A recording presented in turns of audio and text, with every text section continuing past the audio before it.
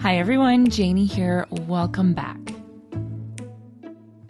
There's a special kind of energy at the nursery this time of year. It's that in-between time when fall is kind of winding down and the holidays are just beginning to stir.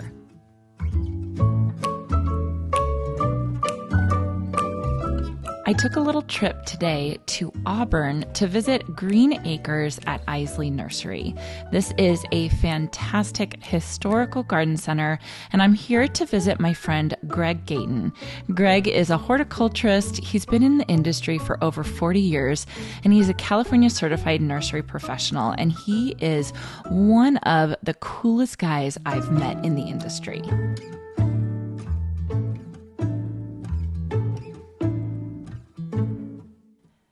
Greg knows absolutely everything and everyone. And today he offered to take me around Eley's and show me all the new poinsettias that they're growing there for all the Green Acres garden centers and other garden centers around California.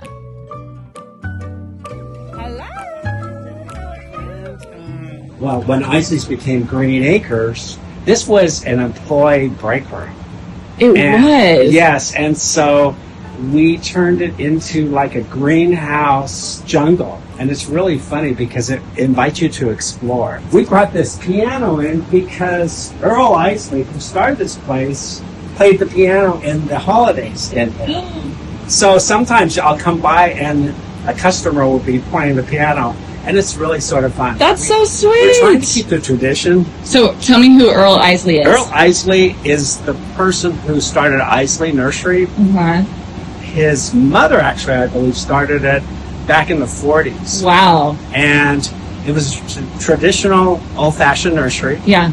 And then Earl passed on, and Green Acres bought it. Yeah. And so we're trying to continue Earl's history and legacy. You guys are doing such a good job here, because yes, it feels like Green Acres, but it's a special Eley Green Acres, you know what I mean? And we all call this Eley's. Oh yeah, the whole city of Auburn. And this, and you know what's really fun is when I give tours up here, because I'm community, person who reaches out to garden clubs and that, is that people walk around and it's like their nursery. Yes. Because it's the history of Auburn and Eley's, and it's just a lot of fun to see everybody become involved with this nursery. So anyway, you go in here, it's like a jungle in here, and we grow houseplants too up here. Oh, wow. But isn't this cool? This is beautiful. This is incredible. So if you're a fan of houseplants, Green Acres Eley in Auburn, amazing.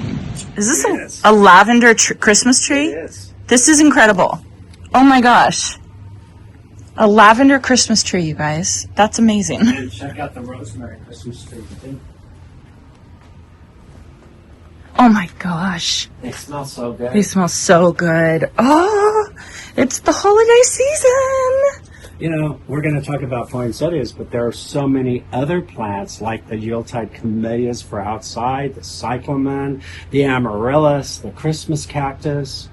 You can really make, and then the winter color, like the primrose. Cyclamen. Amazing. Amazing. Snapdragon. Yeah. Stock. Yes. There's so much you can make your outside look really Oh, I love it. I love it. Don't forget, it's time to plant California natives. Absolutely. Can't forget that. And you guys, Green Acres, the new native section you guys have is so amazing. Well, this is the time to plant natives. Oh, okay. The fall, the natives get restless. Yeah. And this is the time that they take off. You let Mother Nature take over. Yeah. But, they bring in so many cool native species of insects that we really need. Yeah. We have 1,600 native bees. Yeah. And so You need to give them something. Yes, yes. Get them to your house. I love that. And the Hedgerow Farm seeds, now's the time to plant wildflower seeds. Yeah. People think, they come into a nursery and they go, oh, well, there's nothing to do for November and December. No, I totally disagree. It's actually a super busy time of year. This is the time of year you need to get a lot of this stuff done and get your garden ready. Your garden's made in the fall. Get your garden ready for next season. Oh, yeah. But, your garden can be absolutely beautiful during Christmas time. Yeah, I love that. I love that you're saying that. Too. November is great. And I know we're 9B, but even for people out there in other climate or zones, I should say, there's still so much you can do. I love that.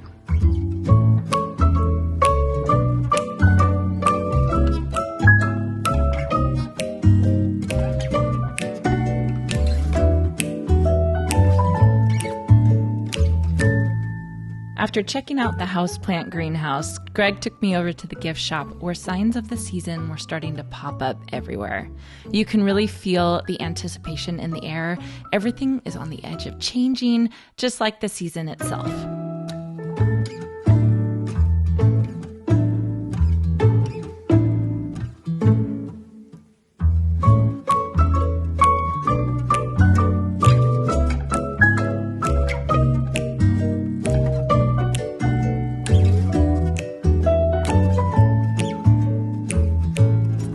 Over here is the magic. I'm so excited. Okay. Ta-da! Wow, here it is. It's the holiday season. Oh my goodness, Greg, this is insane. Are these cool? These are amazing. Do you know how many are in here? There are 7,000. And they will probably all be in stores in the next 2 to 3 weeks. Holy cow, because they sell out fast. Yes.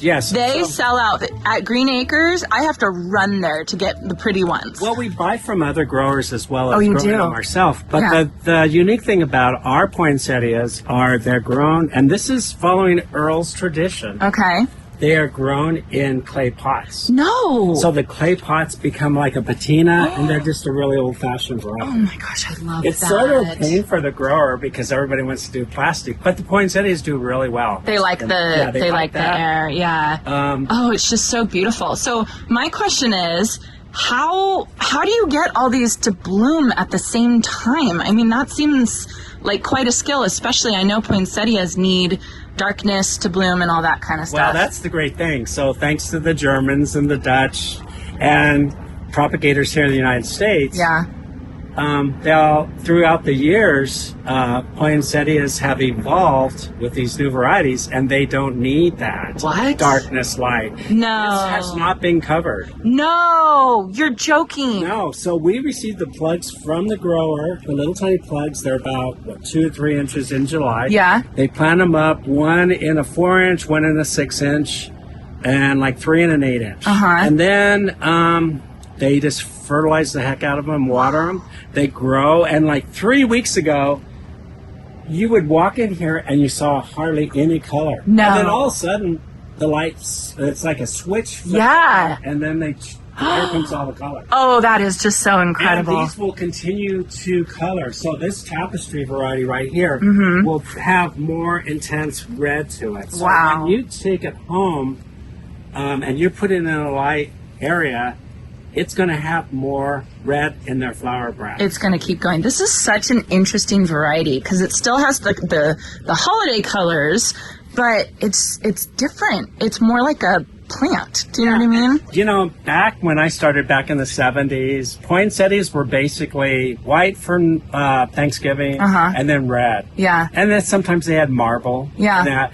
But now with all the hybridizers around the world and that, poinsettias come in all different colors. There's literally thousands that the production manager can get. That's crazy. And so they choose them. The new varieties, what are great about them, it's a euphorbia. You know, like when you see your cactus euphorbias and all that, they always have the white sticky fluid. Yeah, the milky they're sap. basically the same thing. Yeah. So you treat them like a cactus or euphorbia or a drought-tolerant plant. But in the past, they've been sort of brittle and breaking. So they've actually been, besides not having to have darkness for a period of time, they bred them so that they're more compact. They don't break as much. They're a little bit more cold tolerant. Oh. We still don't recommend putting them outside. In fact, we take a lot of care in delivering these. We put them in paper bags. Really? Then we take them to the store and get them in the store as soon as possible.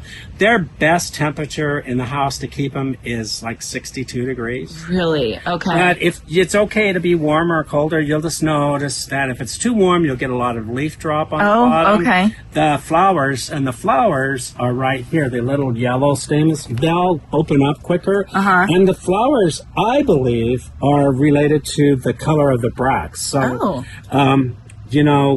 that will, keeping them cooler will make the color intensity stay longer, the plant a lot healthier. Okay. It's so funny because we always imagine the poinsettias on the front porch, like hang, you know what I mean?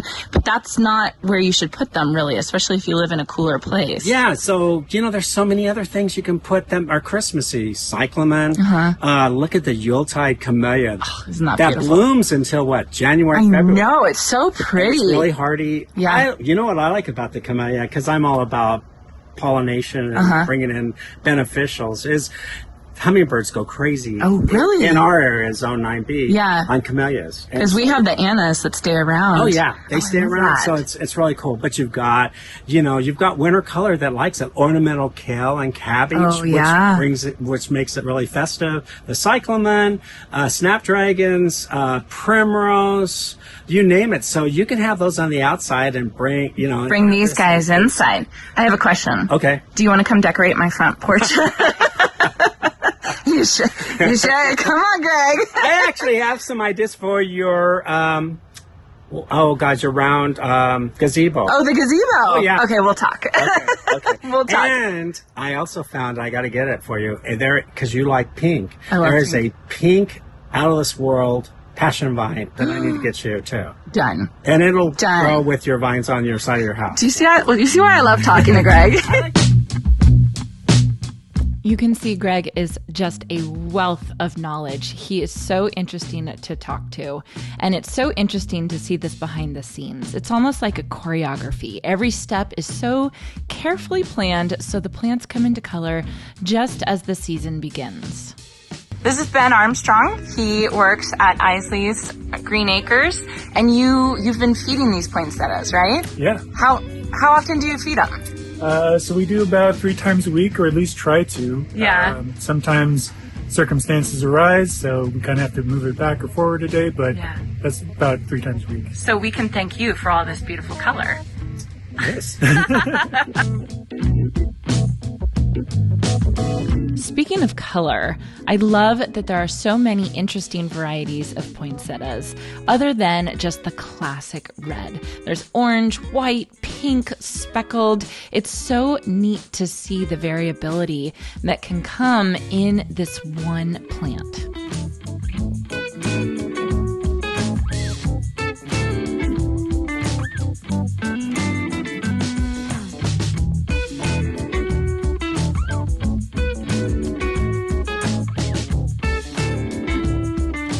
Okay, so with all of these beautiful, beautiful varieties, what is your favorite one? I was saying the tapestry, but you know what? The ice crystal down here. Check this out. Okay, tapestry.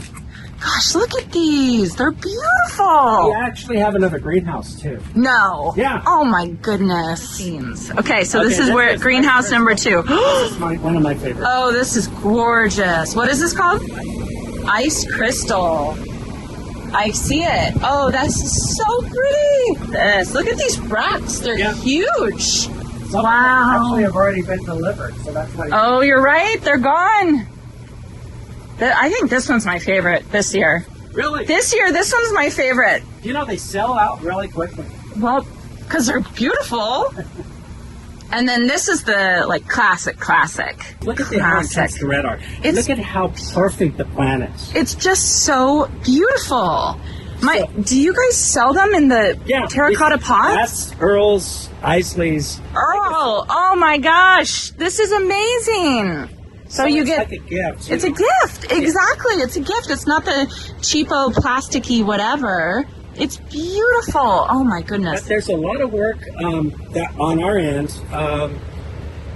We want to make sure that they're nice and round. So poinsettias, when we plant them in the little liners in July, they normally like to grow up to like a tree. Yeah. So they have to come in and pinch these back through the season. They do. So pinching really encourages nice, low growth. And so that's why they look so evened and well manicured. They look perfect. Do you guys manually pinch them, or do you have a cutting machine? Yes. You manually pinch all of these. That's incredible. incredible. They are watered by drip, by irrigation, Yeah. and they're fertilized that way as well. And we do give them heavy fertilizer, but once they're home, you don't need to fertilize. Okay, so we don't need to fertilize them, but do keep them inside. What about lighting for these at home? A brightly lit room is best. It's if okay. you put it in too dark, you're going to start noticing leaf drop. Okay. And remember watering. If you get them with foil, take the foil off before you water them. You know, you can tell if a poinsettia needs water by lifting it up. And it feels light. It feels light. Yeah. Or sticking your finger, giving your plant the finger. The right finger, of course.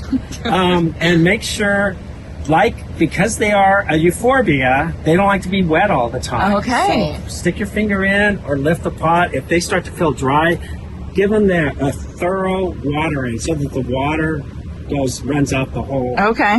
So that's probably why they like the terracotta so much, because it dries out quickly. But if you get the foil on them, remove the foil when you water them. Okay. These, I think, are sort of cool. They got the smaller flower, but they're really tight. We have the pink and the white, and I forgot what the name is. Wow. That is so very cool. And then the pink, is the same type of flower. How intense, though. It's just so beautiful, and I love that you guys grow them in terracotta. I mean, look at this. This, stuff on the terracotta. It just looks so antiqued and used, and it's just so beautiful. You know, it'll be fun to do a video later on, and you come in here and there'll be vegetable plants. I know. There'll be I know. Marigolds and pansies, but we have a number of greenhouses. Yeah. So you are invited back. I love that. Thank you so much. Are you kidding me? I have to say, so Isley's here, whenever I buy veggies to plant in my garden, it's always Isley veggies, right? Because that's just what we have here, and they're so wonderful and so amazing. And it's just fun to be back here and to really see it, and especially this time of year. Oh, yeah. It's a lot of fun. Yeah. We have a lot of fun in the store. And like you said, we have some really cool plants for outside, too. Yeah. And I want to point everybody towards the direction of the Green Acres podcast, because you help with that podcast. I'm the producer of the Green Acres podcast. Yes. And I've been on, and I had such a fun time. I want you back. I'll come back any day. Let me know. But it's such a good podcast that you guys give so much great information. The host, Kevin, does such a good job. It is a really great gardening podcast. You know, I'll put a link in the description down below. Oh, well, thank you. I really appreciate that. Yeah. You know, we always are honored, because not only what you do with proven winners, but what you do for the industry. Yeah, thanks. And also, too, the master gardeners. Oh, yes. I'm a California certified nursery professional, and we work well with the Master Gardener program. Yeah. And, your knowledge. I learned a lot from you. Likewise. Which, by the way, my Master Gardeners wants you to come talk. I would be honored. So we got to get that scheduled. I would be honored. I'm up to 60 talks this year. I know, you do so many. You're so good at it. Come see Greg. Come see Greg talk. Anyway, Greg, I just want to say a huge thank you for showing us around. You're so wonderful. You're so knowledgeable. And I just appreciate any time that you give me, because I always have such a wonderful day with you. We appreciate you. And you know what I really like about your videos? What's that? I like to read the comments. Oh, me too. The comments are awesome. Everybody out there is really cool. They're plant people. Yeah. Some of them have golden retrievers. Oh, yeah. Greg's got golden retriever. One golden retriever and 3 chihuahuas. Oh. They're all, rescue, but cute! Plant people like dogs. Plant people. And cats. And iguanas and everything else. Bunnies, chickens, all that kind of stuff. Well, a huge thank you, Greg, and thank you to all you watching. I hope you enjoyed this, and I hope you all have a chance to get in your garden today.